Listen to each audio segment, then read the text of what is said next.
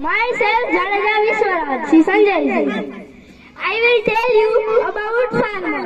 A farmer is a very important person of our country. He is the backbone of human society and agriculture. Farmer grow crop for our health. He feeds us and fulfills the nutrition to our body needs. Farmer grow crops for our health. It is we know. Farmer grows a variety of crops like crops, vegetables, fruits and flowers. He takes care of this crop like a baby. He works the whole day in his field with plants and crops. He waters them regularly. He takes care of his plants like a baby. Farmer plays very important role in the growth of country's economy. He is feeder of our country.